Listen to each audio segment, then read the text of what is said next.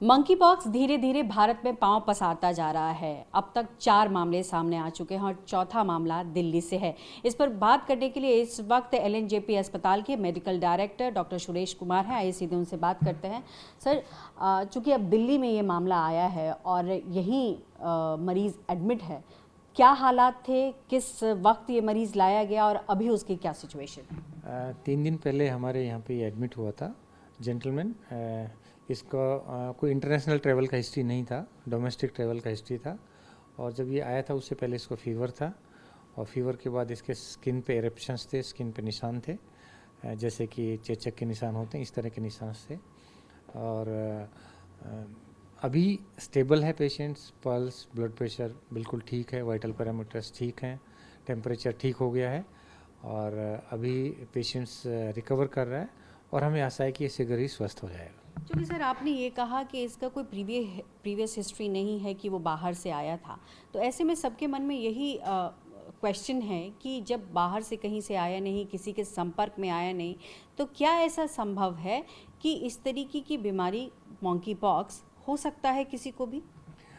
हो सकता है, क्योंकि जब भी ये लोग ट्रैवल करते हैं और ऐसे स्थानों पे ट्रैवल का हिस्ट्री होता है जहाँ पे बहुत सारा लोग टूरिस्ट जो स्पॉट्स होते हैं वहाँ पे जाते हैं, तो वहाँ पे भी इन्फेक्शन किसी के द्वारा, यदि कोई भी व्यक्ति है जिसको कि इस तरह के सिम्टम्स हैं और वो उनके संपर्क में आने से ये जो बीमारी है मंकी पॉक्स की हो सकती है। जी, एलएनजेपी अस्पताल में ऐसे पेशेंट के लिए किस तरीके की व्यवस्था की गई है? चूँकि धीरे धीरे हम देख रहे हैं कि केसेस में इजाफा हो रहा है, तो ऐसे में अस्पताल में क्या क्या तैयारी है? दिल्ली सरकार ने हमें आदेश दिया था, जब केरल में पहला केस आया था तभी से हम अलर्ट पे मोड पे थे और दिल्ली सरकार ने हमें आदेश दिया था कि हमें पूरी तैयारी करके रखनी है।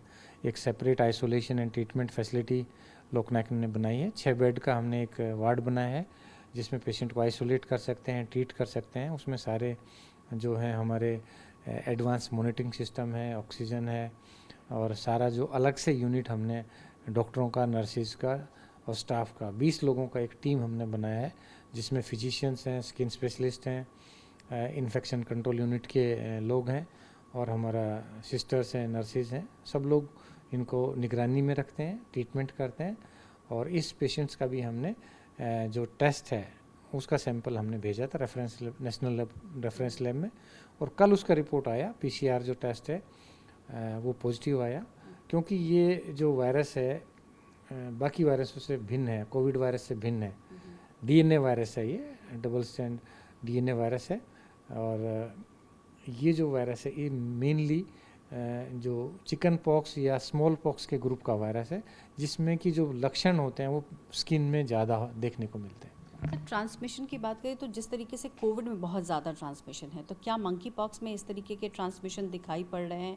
क्योंकि अभी वर्ल्ड वाइड के अगर हम डेटा देखें तो फर्टिलिटी उस हिसाब की नहीं है। निश्चित रूप से यदि कोविड से कंपैरिजन करें, कोरोना में जहाँ की रेस्पिरेटरी सिस्टम से ज़्यादा तेज़ी से इन्फेक्शन फैलता था, और ये जो वायरस है मेनली क्लोज फिजिकल कांटेक्ट में आने से या human to human transmission droplet के द्वारा ज़्यादा होता है। क्योंकि ये जो वायरस है ये ब्लड में, सलाइवा में, बॉडी सिक्रेशंस में होता है, तो इसके लिए कुछ ग्रुप्स हैं जिसमें ये ज़्यादा देखने को मिला है, जैसे कि आईवी ड्रग अब्यूजर्स हैं, एमएसएम पॉपुलेशन है, हाई रिस्क सेक्सुअल बिहेवियर वाले पेशेंट्स हैं, वो लोग जिनकी इम्यूनिटी कमज़ोर है, जैसे कि ऑर्गन ट्रांसप्लांट रेसिपिएंट हैं, और स्टीरॉयड वाले पेशेंट्स हैं, कैंसर वाले पेशेंट्स हैं, इनमें ये तेज़ी से फैलता है। अच्छा सर, चूँकि मानसून का इस वक्त है और हम देख रहे हैं कि वायरल फीवर भी हो रहा है, कोरोना कहीं गया नहीं है, ऐसे में सिम्टम कमोबेश एक जैसे ही हैं, तो लोग कैसे समझे कि ये दिक्कत आ सकती है? जो सीजनल फीवर होते हैं, सीजनल वायरल फीवर होते हैं, उनमें स्किन में इन्वॉल्वमेंट नहीं होता है, ना के बराबर होता है। उनमें गला खराब होता है, नाक से पानी आता है, बुखार होता है, सिर में दर्द होता है, और पेशेंट्स 2 से 3 दिन में, मैक्सिमम 5 दिन में, सिंपल वायरल फीवर होगा तो 5 दिन में पेशेंट रिकवर कर जाता है। ये जो बीमारी है सिंपल वायरल फीवर के मुकाबले में बहुत लंबी चलती है, यानी कि 2 से 3 हफ्ते तक चलती है। यदि आपके लंबा बुखार रहता है या आपको स्किन में ऐसे लीजन हो जाते हैं जिसमें कि वाटरी या वेसिकुलो पस्चुलर रैश है, अम्लिकेटेड रैश है और पेनफुल स्किन लीजन है, तो ये मंकी पॉक्स हो सकता है। सिंपल जो वायरस इन्फेक्शन है उसमें इस तरह के स्किन में लीजन नहीं होता है, और ये जो मंकी पॉक्स का जो इन्फेक्शन है 2 हफ्ते से लेके 3 हफ्ते तक रहता है। ये डिफरेंस है, बेसिक डिफरेंस है। सर, इसको लेकर केंद्र सरकार ने भी मीटिंग बुलाई थी, DGHS ने बैठक ली थी, क्या कुछ आप लोगों को निर्देश दिया गया है? हमें ज़्यादा अलर्ट रहना है, पूरे हमारे सर्विलेंस पे ज़्यादा ध्यान देना है। कोई भी केसेस आता है उसका टेस्टिंग, उसका आइसोलेशन, उस पर ये फोकस किया है। और जो भी गाइडलाइंस हैं भारत सरकार की, ICMR की, WHO की, उसका हमें सख्ती से पालन करना है। जी, टेस्टिंग में क्या कोई प्रक्रिया डिफरेंस है कोविड को लेकर और इसको लेकर? देखिए, कोविड का जो वायरस है, RNA वायरस था, उसमें जो सैंपल लेते थे या तो नाक से लेते थे या मुंह से लेते थे। इसमें जो सैंपल है वो स्किन में लेते हैं, जो स्किन में निशान होते हैं, स्किन में जो ब्लिस्टर्स बनते हैं, स्किन में जो वेसिकुलोपस्चुलस लीजन्स होते हैं, क्रस्टिंग लीजन्स होते हैं, अम्लिकेटेड लीजन्स होते हैं, वहाँ से हम स्किन का स्वाब हमें बनाना पड़ता है और वो हम रेफरेंस लेबोरेटरी में भेजते हैं। ये बहुत महत्वपूर्ण है। इसके साथ साथ इसका ब्लड कट भी टेस्ट होता है, जी, सीरोलॉजिकल टेस्ट भी होता है। अंतिम सवाल सर, जो दर्शक आपको सुन रहे हैं वो यही जानना चाहेंगे कि जो खौफ कोविड ने पैदा किया, मंकी पॉक्स जिस तरीके से धीरे धीरे बढ़ रहा है, क्या उससे डरने घबराने की ज़रूरत है? बिल्कुल भी डरने या घबराने की आवश्यकता नहीं है, पैनिक होने की आवश्यकता नहीं है। पहली बात तो इसमें जो कॉम्प्लिकेशन है, मोर्टिलिटी है, मृत्यु दर है, बहुत कम है कोविड के मुकाबले में। 99% तक पेशेंट स्वतः ही ठीक हो जाते हैं। और आपने देखा होगा कि भारतवर्ष में अभी तक कोई एक भी डेथ नहीं हुई, और डेथ्स पूरे विश्व में 70 से ज़्यादा देशों में ये मंकी पॉक्स के मामले सामने आए हैं। 16 से 17 हज़ार के लगभग मामले सामने आए हैं। उसमें अभी डेथ जो है 70 के लगभग डेथ हुई है टोटल वर्ल्ड में, और उन्हीं लोगों में डेथ ज़्यादा हुई हैं जो कि हाई रिस्क ग्रुप है। हाई रिस्क जैसे मैंने बताया कि जिनका एबनॉर्मल सेक्सुअल बिहेवियर है, MSM पॉपुलेशन है, जो इम्यूनो कम्प्रोमाइज लोग हैं, उनमें ज़्यादा है।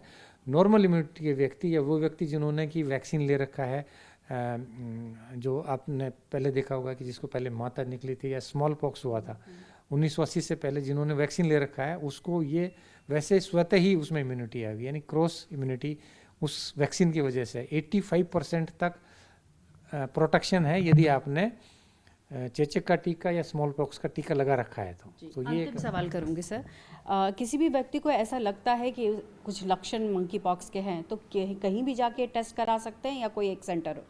देखिए, अभी पूरे भारतवर्ष में एक ही सेंटर है इसका, जो रेफरेंस लेबोरेटरी है, नेशनल रेफरेंस लेबोरेटरी, वो national institute of virology Pune ही है।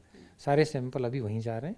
नहीं, टेस्ट कराएं कहाँ? आपको अस्पताल में आके? तो टेस्ट का हमें ये सेंटर बनाया है, पर कोई भी स्किन स्पेशलिस्ट जो है सैंपल लेके उसको ICMR की गाइडलाइन है, भारतवर्ष की गाइडलाइंस है, वो अपने जो डिस्ट्रिक्ट सर्विलेंस यूनिट है उसके माध्यम से टेस्टिंग हो सकती है। बहुत शुक्रिया सर हमसे बात करने के लिए। तो घबराने की ज़रूरत नहीं है, बस अलर्ट रहने की ज़रूरत है। कैमरा पर्सन दीपक दुबे के साथ पल्लवी झा, न्यूज़ 24 दिल्ली। नमस्कार, मैं हूं मानक गुप्ता। अगर आपको हमारा ये वीडियो पसंद आया हो तो इसे लाइक और शेयर जरूर करें, और हाँ, हमें सब्सक्राइब और फॉलो करना ना भूलें ताकि आप देश और दुनिया की कोई खबर मिस ना करें। तो जुड़े रहिए हमारे साथ और देखते रहिए न्यूज़ 24।